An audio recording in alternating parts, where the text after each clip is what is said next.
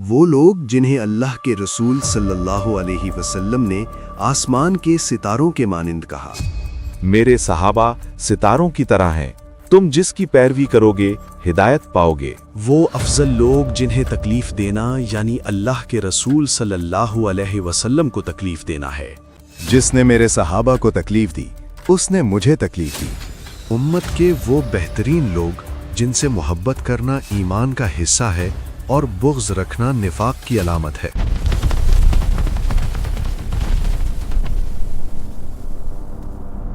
آپ کا ہمارے چینل پر استقبال ہے۔ آج ہم ان لوگوں کے بارے میں بات کریں گے جنہیں صحابہ کہا جاتا ہے۔ یہ اس امت کے حسین اور بہترین لوگ ہیں جنہیں صحابہ کا خطاب حاصل ہوا۔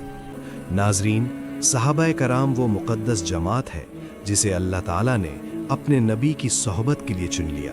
قرآن مجید گواہی دیتا ہے کہ اللہ تعالیٰ مہاجرین اور انصار سے راضی ہو چکا ہے، اور جس سے اللہ راضی ہو جائے اس کے مقام سے بڑھ کر کوئی مقام نہیں۔ رسول اللہ صلی اللہ علیہ وسلم نے صاف فرمایا کہ سب سے بہترین لوگ میری نسل کے ہیں، یعنی صحابہ کرام، اور کوئی بھی بعد والا شخص عبادت اور صدقہ میں ان کے برابر نہیں ہو سکتا۔ صحابہ یعنی وہ لوگ جن سے محبت کرنا ایمان کی نشانی ہے اور بغض رکھنا نفاق کی علامت ہے۔ دنیا میں صحابہ کرام دین کے محافظ ہیں، قرآن و سنت ہم تک پہنچانے والے ہیں اور امت کے رہنما ہیں۔ اگر صحابہ نہ ہوتے تو دین ہم تک محفوظ حالت میں نہ پہنچتا۔ آخرت میں صحابہ کرام جنت کے مستحق، اللہ کی رضا پانے والے اور رسول اللہ صلی اللہ علیہ وسلم کے قریبی ساتھی ہوں گے۔ اللہ تعالیٰ نے قرآن میں ان کی صفات بیان فرمائیں اور ان کی سچائی، ایثار اور قربانیوں کی تعریف کی۔ اسی وجہ سے صحابہ امت کے لیے حق و باطل میں فرق کرنے کا معیار بنے۔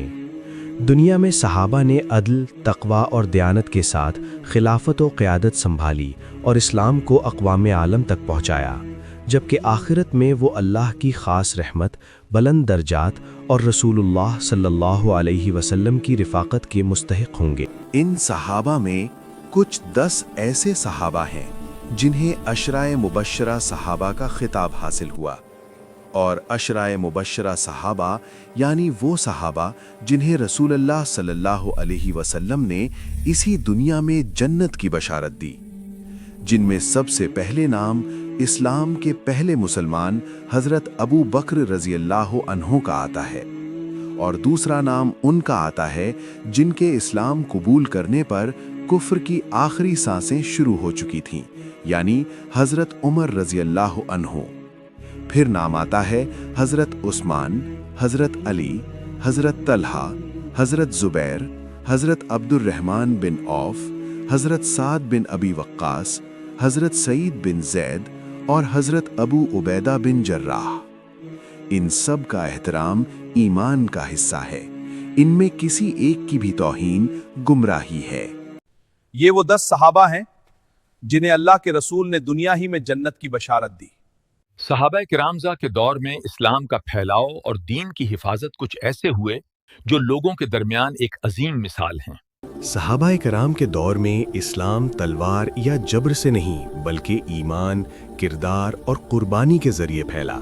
صحابہ نے سب سے پہلے رسول اللہ صلی اللہ علیہ وسلم سے براہ راست قرآن اور سنت سیکھی، پھر اسی اصل دین کو بغیر کسی تبدیلی کے آگے منتقل کیا۔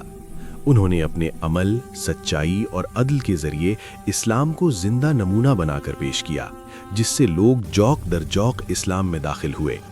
صحابہ نے قرآن مجید کو یاد کیا، لکھوایا اور محفوظ رکھا، اور رسول اللہ صلی اللہ علیہ وسلم کی احادیث کو امانت کے ساتھ آگے پہنچایا۔ اسی لیے آج جو قرآن اور سنت ہمارے پاس محفوظ ہیں وہ صحابہ ہی کی محنت کا نتیجہ ہے۔ خلافت راشدہ کے دور میں صحابہ نے عدل پر مبنی نظام قائم کیا، جس سے اسلام عرب سے نکل کر شام، مصر، عراق، فارس اور افریقہ تک پھیلا، اور جہاں بھی اسلام پہنچا وہاں ظلم کا خاتمہ اور انصاف قائم ہوا۔ صحابہ نے دین کے معاملے میں کسی مصلحت یا ذاتی فائدے کو شامل نہ کیا، بلکہ اختلافات کے باوجود قرآن و سنت کو معیار بنایا اور امت کو بکھرنے سے بچایا۔ صحابہ کرام نے اسلام کی ایسی حفاظت کی کہ دین خالص حالت میں ہم تک پہنچا، اور اگر صحابہ نہ ہوتے تو نہ قرآن محفوظ ہوتا اور نہ ہی سنت واضح ہوتی۔ کل صحابہ کرام کی تعداد کتنی تھی؟ تابعین، تبع تابعین کسے کہتے ہیں؟ آئیے جانتے ہیں۔ صحابہ کرام کی کل تعداد کی کوئی بالکل طے شدہ گنتی موجود نہیں، تاہم معتبر اندازوں کے مطابق کم از کم 1,00,000 سے زائد اور مشہور و قبول شدہ تعداد تقریباً 1,14,000 بیان کی جاتی ہے۔ یہ تعداد اس بنیاد پر بتائی جاتی ہے کہ حجۃ الوداع کے موقع پر اتنے صحابہ موجود تھے اور اس کے بعد بھی کچھ لوگ ایمان لائے، جس سے معلوم ہوتا ہے کہ صحابہ کی جماعت چھوٹی نہیں بلکہ پوری امت کی بنیاد تھی۔ صحابہ کے بعد آنے والی نسل کو تابعین کہا جاتا ہے۔ تابعی وہ مسلمان ہے جس نے کسی صحابی کو ایمان کی حالت میں دیکھا یا ان سے دین سیکھا مگر رسول اللہ صلی اللہ علیہ وسلم کو نہیں دیکھا، جیسے حضرت حسن بصری رحمۃ اللہ علیہ اور سعید بن مسیب رحمۃ اللہ علیہ۔ تابعین کے بعد آنے والی نسل تبع تابعین کہلاتی ہے۔ تبع تابعی وہ مسلمان ہوتا ہے جس نے کسی تابعی رحمۃ اللہ علیہ سے دین حاصل کیا ہو مگر کسی صحابی کو نہ دیکھا ہو، جیسے امام ابو حنیفہ رحمۃ اللہ علیہ اور امام مالک رحمۃ اللہ علیہ۔ رسول اللہ صلی اللہ علیہ وسلم نے فرمایا، سب سے بہترین لوگ میری نسل کے ہیں، پھر وہ جو ان کے بعد ہیں، اور پھر وہ جو ان کے بعد ہیں۔ رسول اللہ صلی اللہ علیہ وسلم کے عظیم ترین ساتھی کا خطاب کیا ہے؟ آئیے جانتے ہیں۔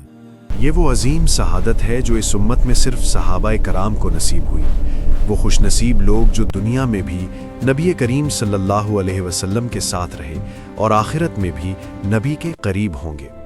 دنیا میں انہوں نے رسول اللہ صلی اللہ علیہ وسلم کے ساتھ چلنا سیکھا، بات کرنا سیکھا، دین کو جینا سیکھا اور رسول اللہ کی سنت کو اپنی زندگیوں میں اتارا، اور آخرت میں یہی صحابہ ہوں گے جو جنت میں بھی رسول اللہ صلی اللہ علیہ وسلم کی قربت میں ہوں گے، کیونکہ جنت میں سب سے بڑا اعزاز محل یا نعمت نہیں بلکہ رسول اللہ صلی اللہ علیہ وسلم کے ساتھ ہونا ہے۔ صحابہ کرام کا یہی وہ مقام ہے جسے کوئی عبادت، کوئی عمل اور کوئی مجاہدہ پا نہیں سکتا۔ اسی لیے رسول اللہ صلی اللہ علیہ وسلم نے واضح فرمایا، بعد میں آنے والا شخص اگر احد پہاڑ کے برابر سونا بھی اللہ کی راہ میں خرچ کر دے تب بھی وہ صحابہ کے ایک مد یا آدھے مد کے برابر نہیں ہو سکتا۔ کیونکہ صحابہ کا مقام صرف عمل کی وجہ سے نہیں بلکہ ایمان، اخلاص اور رسول اللہ صلی اللہ علیہ وسلم کی صحبت کی وجہ سے ہے۔ آخرت میں صحابہ کرام کے درجات عام مومنوں سے کہیں زیادہ بلند ہوں گے۔ وہ ایمان جنہوں نے خوف کے عالم میں قبول کیا، وہ قربانیاں جنہوں نے تلواروں کے سائے میں دی، وہ وفاداریاں جو ہر آزمائش میں ثابت کیں، یہ سب چیزیں انہیں خاص مقام عطا کریں گی۔ بعد کے لوگ چاہے کثرت سے عبادت کریں، نفل پڑھیں، صدقہ دیں، مگر صحابہ کے برابر نہیں ہو سکتے، کیونکہ ان کا ایمان دیکھ کر نہیں بلکہ مان کر تھا اور آزمائش کے وقت تھا۔ قیامت کے دن جب لوگ پریشان ہوں گے، صحابہ کرام اپنی سچائی اور اخلاص کی وجہ سے پہچانے جائیں گے۔ ان کے چہرے روشن ہوں گے، ان کے اعمال گواہی دیں گے اور ان کا نام امت کے لیے فخر کا سبب بنے گا۔ یہی وہ لوگ ہوں گے جو امت کے لیے ہدایت کی روشنی بنیں گے، کیونکہ انہوں نے دنیا میں بھی دین کو خالص رکھا اور آخرت میں بھی اس کا صلہ پائیں گے۔ صحابہ کرام صرف تاریخ کے کردار نہیں بلکہ قیامت تک آنے والی امت کے لیے معیار ہیں۔ ان سے محبت ایمان کی پہچان ہے اور ان کی پیروی ہدایت کا راستہ ہے۔ یہی وہ لوگ ہیں جن کے بارے میں کہا جا سکتا ہے کہ دنیا میں رسول اللہ صلی اللہ علیہ وسلم کے ساتھی اور آخرت میں بھی رسول اللہ صلی اللہ علیہ وسلم کے قریب، اور یہی قربت سب سے بڑی کامیابی ہے۔ صحابہ کے عبادت کرنے کا طریقہ کچھ ایسا تھا کہ اس امت کے مقابلے کبھی نہیں پہنچ سکتا۔ صحابہ کرام کی عبادت صرف نماز تک محدود نہیں تھی بلکہ ان کی پوری زندگی عبادت ہوا کرتی تھی۔ وہ نماز کو بوجھ نہیں بلکہ آنکھوں کی ٹھنڈک سمجھتے تھے، کیونکہ نماز میں وہ اللہ تعالیٰ سے براہ راست بات کرتے تھے۔ ان کی عبادت کی سب سے نمایاں صفت اخلاص تھی۔ وہ کسی دکھاوے یا شہرت کے لیے نہیں بلکہ صرف اور صرف اللہ کی رضا کے لیے عبادت کرتے تھے۔ راتوں کو قیام کرتے، تنہائی میں اللہ کے حضور روتے اور اس بات کی کوشش کرتے کہ ان کی عبادت کسی کو نظر نہ آئے۔ قرآن مجید ان کی عبادت کا مرکز تھا۔ وہ قرآن پڑھتے بھی تھے، سنتے بھی تھے اور سب سے بڑھ کر اس پر مکمل عمل کرتے تھے۔ صحابہ کی عبادت میں خوف خدا اور اللہ کی رحمت کی امید دونوں شامل ہوتی تھی۔ वो नेकी करने के बावजूद अपने अंजाम से डरते थे और गुनाह से बचने की हर मुमकिन कोशिश करते थे।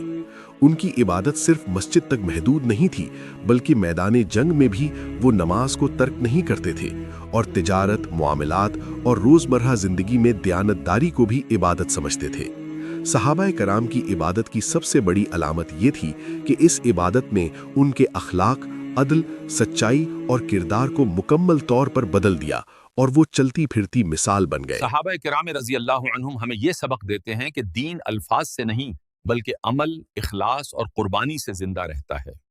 उन्होंने इस्लाम को सिर्फ माना नहीं, बल्कि उसे अपनी जिंदगियों में नाफिज किया, अपने फायदे, रिश्ते और ख्वाहिशात को दीन पर कुर्बान किया और हक की खातिर हर आजमाइश को कबूल किया।